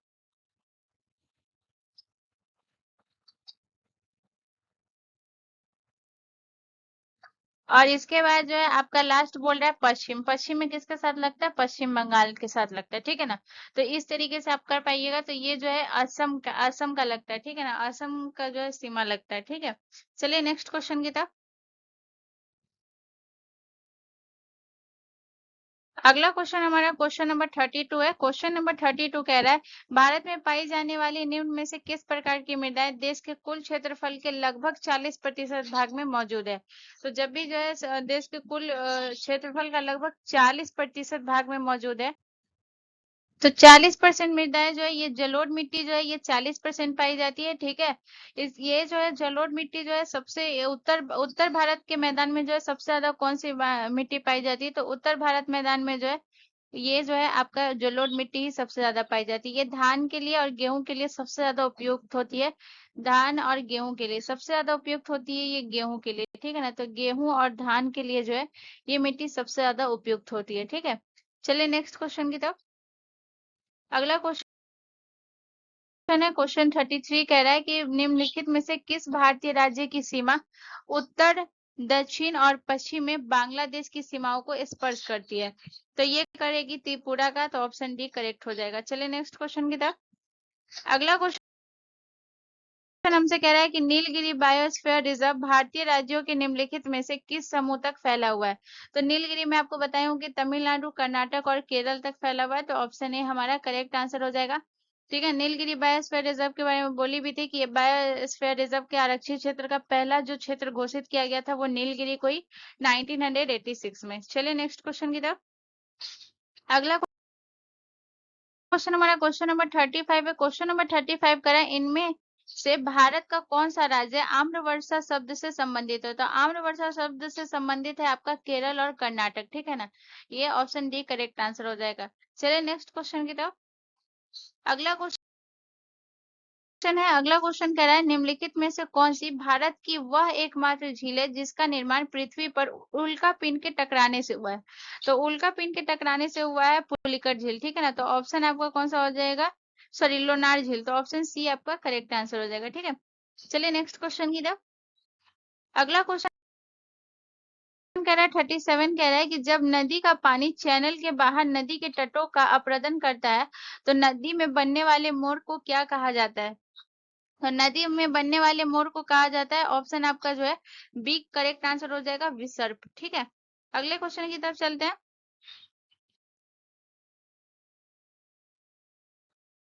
अगला क्वेश्चन हमारा क्वेश्चन नंबर 38 है। क्वेश्चन नंबर 38 कह रहा है कि भारत के उपोष्ण कटिबंधीय वनस्पति क्षेत्रों में वार्षिक औसत तापमान की सीमा क्या है। तो वार्षिक औसत तापमान की सीमा है 17 डिग्री सेल्सियस से 24 डिग्री सेल्सियस। ऑप्शन आपका ए करेक्ट आंसर हो जाएगा। चलिए नेक्स्ट क्वेश्चन की तरफ। अगला क्वेश्चन हमारा क्वेश्चन नंबर 39 है। क्वेश्चन नंबर 39 कह रहा है कि भौतिक भूगोल की किस शाखा के तहत पृथ्वी के रूप में और संरचना का अध्ययन किया जाता है? तो पृथ्वी के रूप में और संरचना का अध्ययन जो किया जाता है, तो ऑप्शन आपका कौन सा करेक्ट आंसर हो जाएगा? भू आकृति विज्ञान, ऑप्शन डी करेक्ट हो जाएगा। चलिए नेक्स्ट क्वेश्चन की तरफ। अगला क्वेश्चन हमारा क्वेश्चन नंबर 40 है। क्वेश्चन 40 कह रहा है कि पोवा मक्का डैश राज्यों में गुरुराचल पहाड़ी की चोटी पर स्थित है। तो पोवा मक्का जो है, याद रखिएगा, ये कौन से पहाड़ी पर स्थित है? असम के, ठीक है ना। ऑप्शन सी आपका करेक्ट आंसर हो जाएगा, ठीक है। चलिए नेक्स्ट क्वेश्चन की तरफ। अगला क्वेश्चन हमारा क्वेश्चन नंबर 41 है। क्वेश्चन नंबर 41 हमसे कह रहा है कि बांधवगढ़ अभ्यारण्य किस राज्य में स्थित है? तो बांधवगढ़ अभ्यारण्य जो, ऑप्शन बी आपका करेक्ट आंसर हो जाएगा, मध्य प्रदेश में। इसके बाद पूछा जाता है कि इसे जो है राष्ट्रीय उद्यान कब घोषित किया गया था? तो याद रखिएगा 1968 में जो है इसे राष्ट्रीय उद्यान घोषित किया गया था, ठीक है। राष्ट्रीय उद्यान घोषित किया गया था 1968 में। इसके अलावा याद रखिएगा कि ये जो पूछा जाता है कि कौन सी पर्वत श्रृंखला में है, तो याद रखिएगा ये है आपके विंध्यन पर्वत श्रृंखला का हिस्सा है,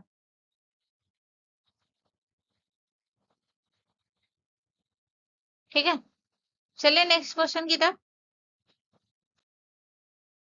अगला क्वेश्चन हमारा क्वेश्चन नंबर 42 है। क्वेश्चन 42 कह रहा है कि मिजोरम की किस नृत्य शैली में गांव के अतिथियों द्वारा विशेष रूप से भाग लिया जाता है? तो ये जो है किस में लिया जाता है guys? तो इसका जो करेक्ट आंसर हो जाएगा वो हो जाएगा खुल्लम में, ठीक है ना। ऑप्शन डी हमारा करेक्ट आंसर हो जाएगा, खुल्लम। अगले क्वेश्चन की तरफ चलते हैं। अगला क्वेश्चन कह रहा है 43, कह रहा है कि खेती के किस रूप को स्लेश एंड बर्न कृषि कहा जाता है? तो इसका जो करेक्ट आंसर हो जाएगा वो हो जाएगा प्रारंभिक निर्वाह खेती को। ऑप्शन ए हमारा करेक्ट हो जाएगा, ठीक है। चलिए नेक्स्ट क्वेश्चन की तरफ। अगला क्वेश्चन हमारा क्वेश्चन नंबर 44 है। क्वेश्चन 44 कह रहा है कालबेलिया लोक गीत और नृत्य शैली कालबेलिया समुदाय के जीवन के प्रारंभिक रहन सहन की अभिव्यक्ति है। यह निम्न में से किस राज्य से संबंधित है? तो ये राजस्थान से संबंधित है, तो ऑप्शन ए हमारा करेक्ट आंसर हो जाएगा। इसके बाद अगर मैं कालबेलिया नृत्य की बात करूं, तो इसे याद रखिएगा, इसे जो है इसे सपेरों का नृत्य भी कहा जाता है। सपेरों का नृत्य, सपेरों का नृत्य कहा जाता है।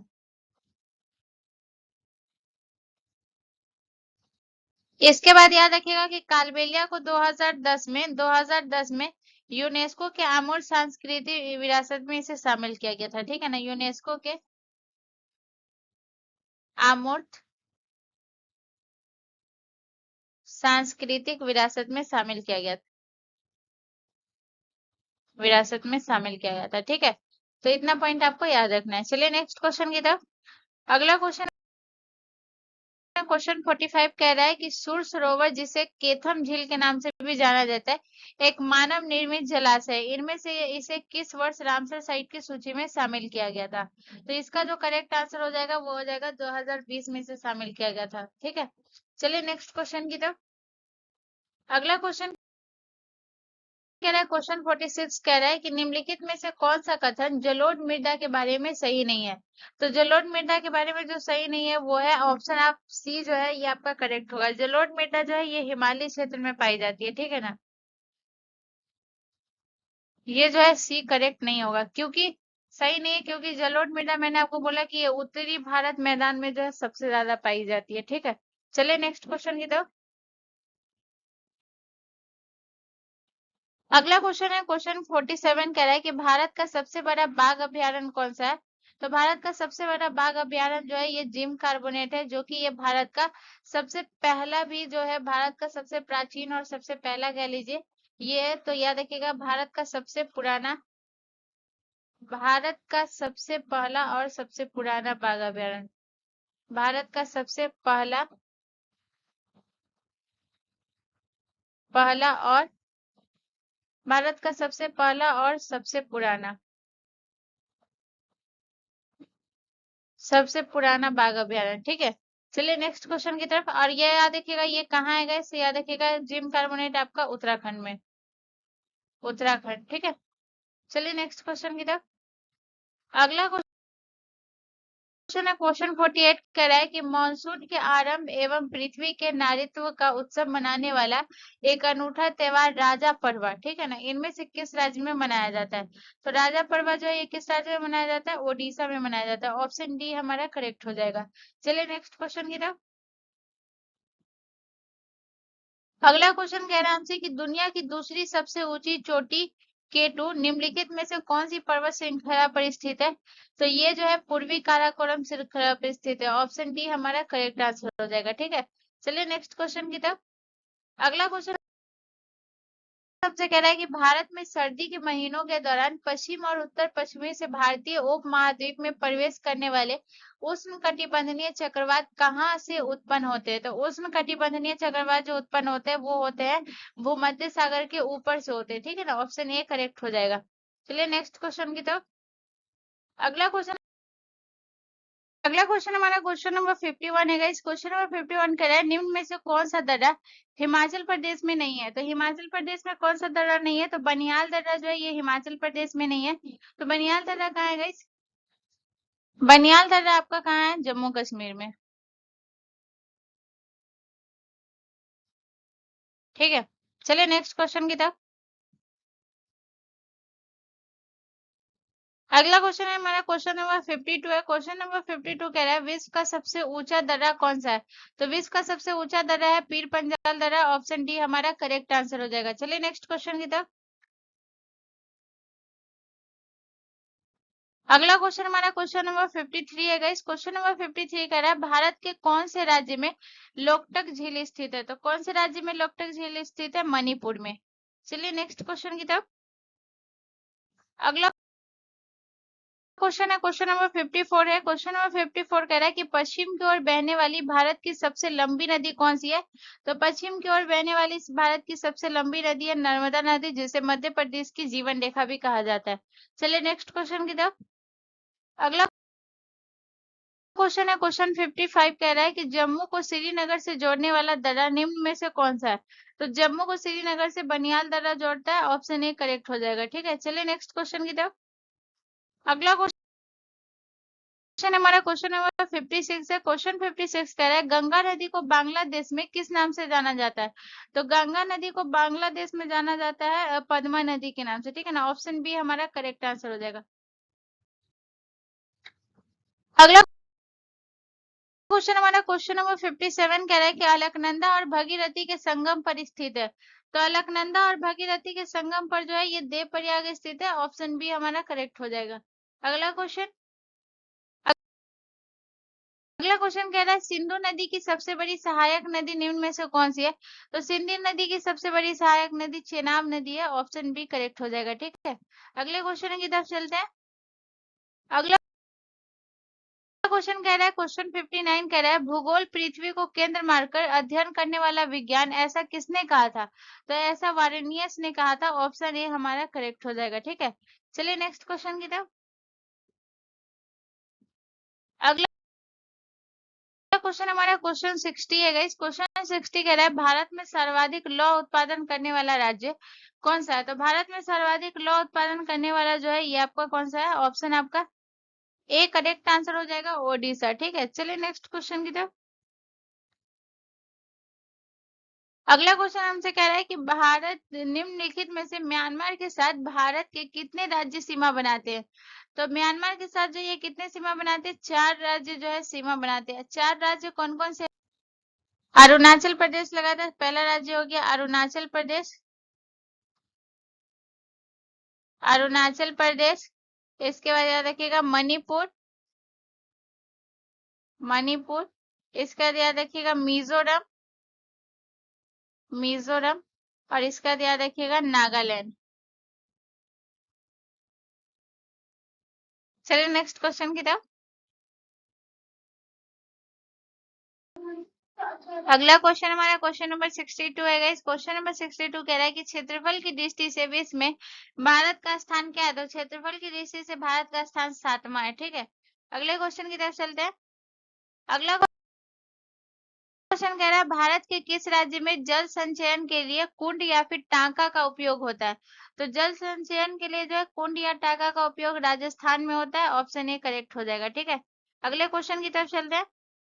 अगला क्वेश्चन कह रहा है निम्नलिखित में से कौन सी प्रायद्वीपीय नदी अरब सागर में गिरती है।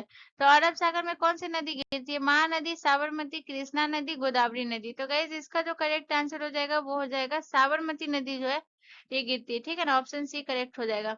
चलिए बी करेक्ट हो जाएगा। ठीक है, साबरमती नदी। चलिए नेक्स्ट क्वेश्चन की तरफ। अगला क्वेश्चन कह रहा है विश्व में सबसे अधिक वर्षा वाला मौसिन राम किस पहाड़ी की दक्षिणी श्रृंखला में स्थित है? तो मौसिन राम जो है देखिएगा ये है आपके ये खासी पहाड़िया में। ठीक है ना, ऑप्शन डी करेक्ट हो जाएगा। चलिए अगले क्वेश्चन की तरफ। अगला क्वेश्चन कह रहा है क्वेश्चन 66 कह रहा है निम्नलिखित में से कौन सा राज्य दालों का सबसे बड़ा उत्पादक है? तो दालों का सबसे बड़ा उत्पादक राज्य मध्य प्रदेश है। ठीक है, चलिए अगले क्वेश्चन की तरफ।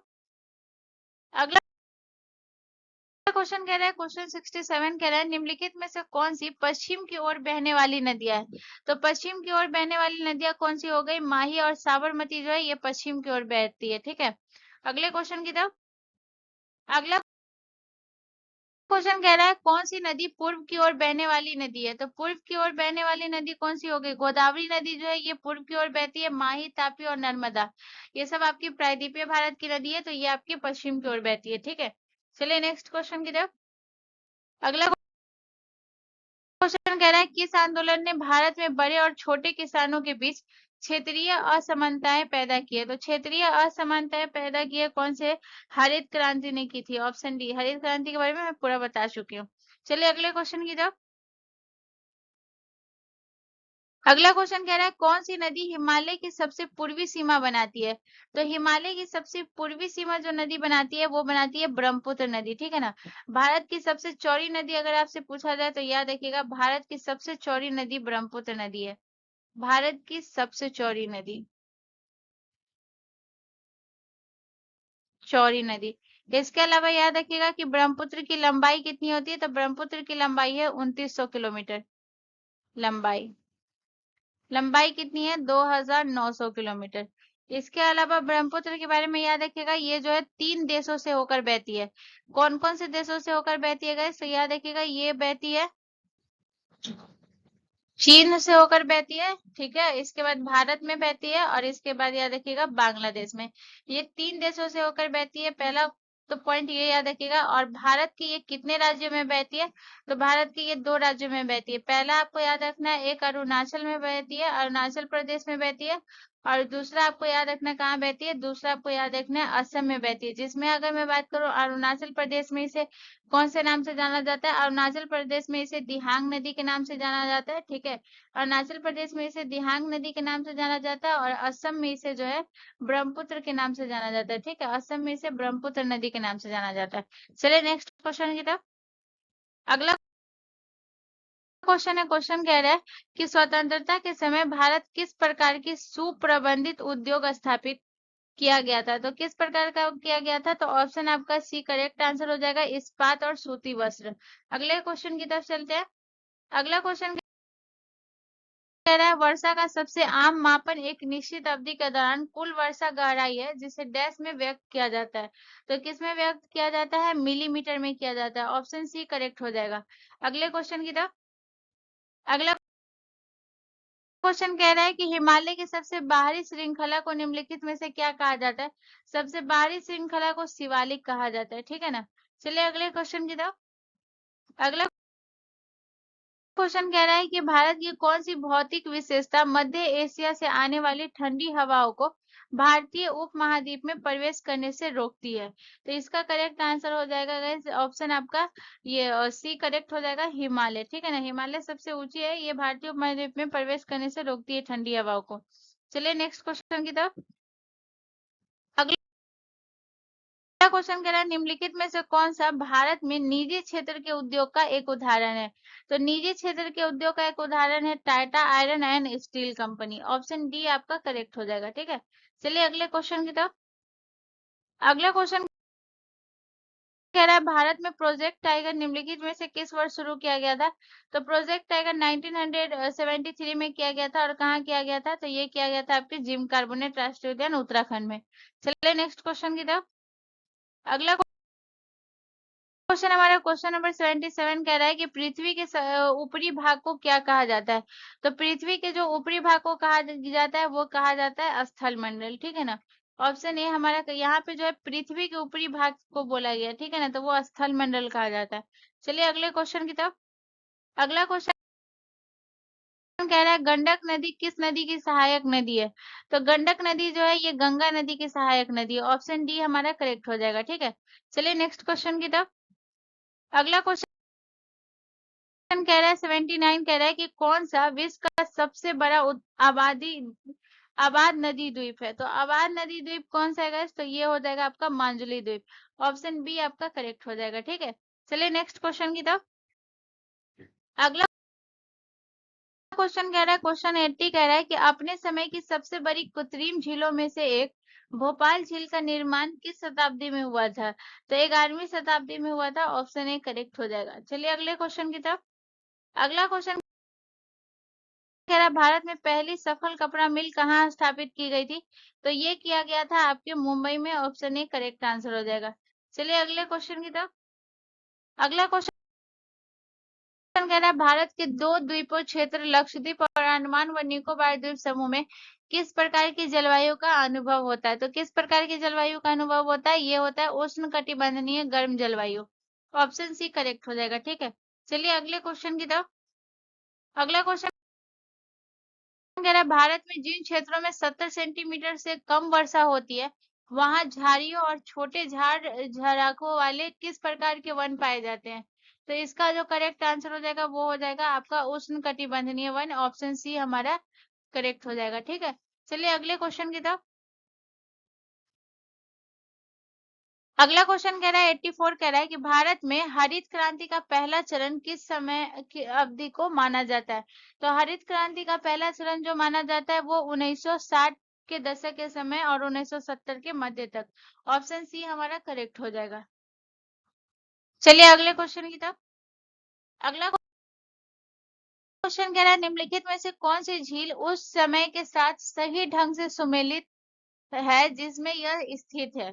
तो सही ढंग से सुमेलित कौन है, भीमताल झील जो है ये उत्तराखंड में, ठीक है ना। ऑप्शन ए करेक्ट आंसर हो जाएगा। सही तरीके से सुमेलित है भीमताल झील उत्तराखंड में। अब ये सुमेलित किस लिए नहीं है, जैसे अगर मैं डल झील की बात करूं तो यहाँ पे जो है हिमाचल प्रदेश नहीं होगा, ठीक है। डल झील में जो है हिमाचल प्रदेश नहीं होगा। तो डल झील आपका कहाँ है, तो याद रखिएगा डल झील जो है ये आपके जम्मू कश्मीर में, ठीक है ना। डल झील कहाँ है, डल झील है जम्मू कश्मीर में। इसके बाद अगर मैं बात करूं लोकटक झील, लोकटक झील जो है ये आपके मणिपुर में, ठीक है ना। लोकटक झील आपका कहाँ है, लोकटक झील जो है ये आपके मणिपुर में। और इसके बाद अगर मैं चिल्का झील की बात करूं तो चिल्का झील जो है ये आपके ओडिशा में, ओडिशा में, ठीक है। अगले क्वेश्चन की तरफ चलिए।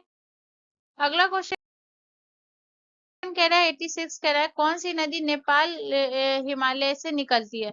तो कौन सी नदी जो है ये नेपाल के हिमालय से निकलती है। तो गंडक नदी। ऑप्शन बी हमारा करेक्ट आंसर हो जाएगा। अगला क्वेश्चन की तरफ चलते हैं। अगला क्वेश्चन कह रहा है निम्नलिखित में से कौन सा बांध उस राज्य के साथ सही ढंग से सुमेलित किया गया जिसमें यह स्थित है। तो कौन सा बांध है, तो ये हीराकुंड बांध जो है ये ओडिशा में, ठीक है ना। ऑप्शन ए करेक्ट आंसर हो जाएगा, ये तो करेक्ट है। सबसे पहले अगर मैं नागार्जुन बांध की बात करूं तो ये आपका कौन से राज्य में है, तो ये आपके जो है तेलंगाना में स्थित है, ठीक है। इसके बाद अगर मैं बात करूं भाखड़ा नांगल बांध, भाखड़ा नांगल बांध जो है ये आपका कहाँ है, तो भाखड़ा नांगल बांध हिमाचल प्रदेश में है, हिमाचल प्रदेश में। और इसके बाद याद रखिएगा आपका जो टिहरी बांध, टिहरी बांध कहाँ है, उत्तराखंड में, उत्तराखंड, ठीक है। और कौन सी नदी पर बना हुआ है guys? तो ये भी याद रख लीजिएगा। जो नागार्जुन सागर बांध है ये तेलंगाना में तो है ही, लेकिन ये कौन सी नदी पर है, तो याद रखिएगा ये नागार्जुन सागर बांध जो है ये आपके कृष्णा नदी पर है, ये भी याद रखिएगा, ठीक है। इसके बाद अगर मैं बात करूं जो हिमाचल प्रदेश में आपका कौन सा है, भाखड़ा बांध। तो हिमाचल प्रदेश में जो भाखड़ा बांध है ये कौन सी नदी पर है, सतलज नदी पर है, सतलज नदी पर है, ठीक है। और उत्तराखंड में जो आपका जो है टिहरी बांध ये कौन सी नदी पर है, तो ये है आपके भागीरथी नदी पर, ठीक है। चलिए नेक्स्ट क्वेश्चन की तरफ। अगला क्वेश्चन कह रहा है क्वेश्चन 88 कह रहा है कि कौन सी पृथ्वी की प्रमुख विवर्तनिकी प्लेटों में से एक है। तो ये जो है बताना है कौन सी है गाइस। तो याद रखिएगा इसका जो करेक्ट आंसर हो जाएगा वो हो जाएगा आपका जो है Nazca plate, option B correct हो जाएगा। अगले क्वेश्चन की तरफ चलते हैं अब हम। अगला क्वेश्चन कह रहा है दिल्ली, मुंबई, चेन्नई और कोलकाता को जोड़ने वाला राष्ट्रीय राजमार्ग नेटवर्क कहलाता है। तो दिल्ली, मुंबई, चेन्नई और कोलकाता को जोड़ने वाला स्वर्णिम चतुर्भुज कहलाता है। ऑप्शन सी करेक्ट हो जाएगा। ठीक है, चलिए अगले क्वेश्चन की तरफ। अगला क्वेश्चन कह रहा है कि पृथ्वी के वायुमंडल में विभिन्न गैसों की मात्रा का सही प्रतिशत क्या है। तो विभिन्न गैसों का मात्रा का सही प्रतिशत क्या हो जाएगा। तो इसका जो करेक्ट आंसर हो जाएगा याद रखिएगा, नाइट्रोजन होगा 78%, ऑक्सीजन 21% और जो है कार्बन 0.03% और जो है और भी ग्रीन हाउस गैस है। तो ऑप्शन बी करेक्ट होगा। ठीक है, बी जो है ये करेक्ट हो जाएगा। ठीक है, नाइट्रोजन 78% नाइट्रोजन है, 21% ऑक्सीजन है एंड 0.03% कार्बन डाइऑक्साइड है। ठीक है, चलिए नेक्स्ट क्वेश्चन की तरफ। अगला क्वेश्चन कह रहा है कि कोपेन के अनुसार निम्न में से कौन सा कोड शुष्क सर्दियों के साथ ठंडी जलवायु व्यक्त करता है। तो ठंडी जलवायु को व्यक्त कौन करता है। तो ये जो है डी डब्ल्यू करता है। ऑप्शन डी हमारा करेक्ट हो जाएगा। अब डी डब्ल्यू अगर मैं बताऊं तो यहाँ पे जो कोपेन के अनुसार जो है, कोपेन के अनुसार जो है आपका जो है बड़े अक्षर का, ठीक है ना, यहाँ पे आपको याद रखना है, ये थोड़ा समझ लीजिए, जो बड़े अक्षर का जो एबीसीडी है ना, ए बी सी डी और ई, ये बड़े अक्षर का एबीसीडी जो है ये किसको दर्शाता है guys? तो याद रखिएगा ये शुष्क जलवायु को दर्शाता है। ठीक है ना, कोपेन के अनुसार जो है ये किसको दर्शाता है guys? तो याद रखिएगा ये शुष्क जलवायु को, शुष्क जलवायु को दर्शाता है। ठीक है, और इसके बाद जो है जो छोटा अक्षर का एबीसीडी है, छोटे अक्षर का एबीसीडी, छोटे अक्षर का, छोटे अक्षर का क्या हो जाएगा, ABCD, A B C D E. तो जो छोटे अक्षर का एबीसीडी है याद रखिएगा ये तापमान की गंभीरता को दर्शाता है। ठीक है ना, तापमान की गंभीरता को,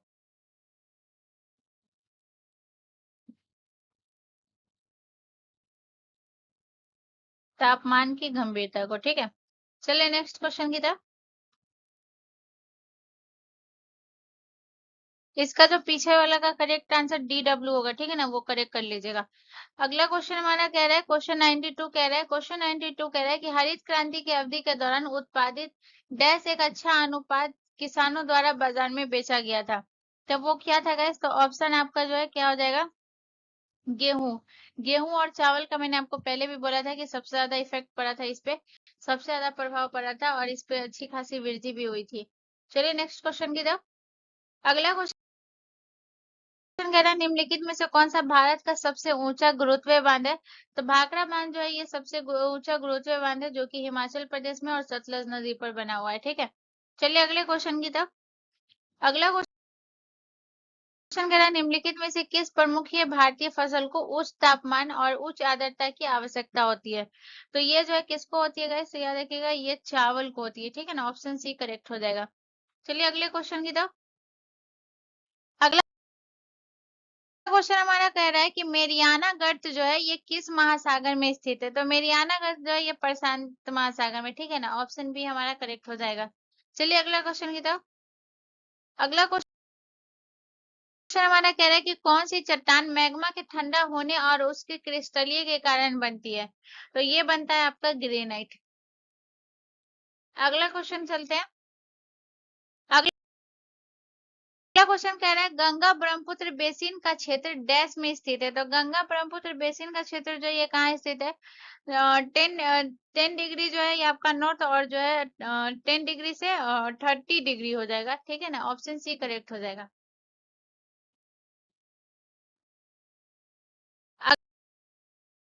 अगला क्वेश्चन कह रहा है कि चीन और म्यांमार की ओर जाने वाले रास्ते में ब्रह्मपुत्र घाटी की एक पहाड़ी पर निम्नलिखित में से कौन सा पूरा स्थल है। तो बताइए कौन सा पूरा स्थल हो जाएगा। Option A Daojali Hading, option B correct answer हो जाएगा। ठीक है, अगला क्वेश्चन।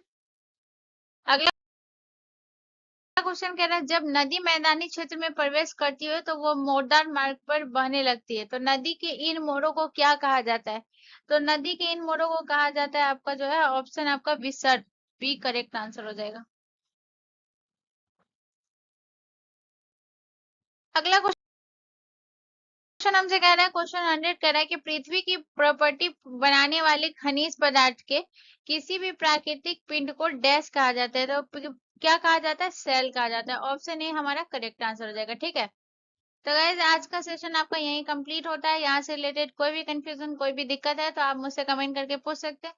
एंड हाँ, एक चीज मैं आपको ये बताना चाहूंगी कि मैंने कुछ एक्सप्लेन नहीं किया है, क्योंकि अगर मैं इतना एक्सप्लेन करती तो आप लोग खुद भी कंफ्यूज हो जाते।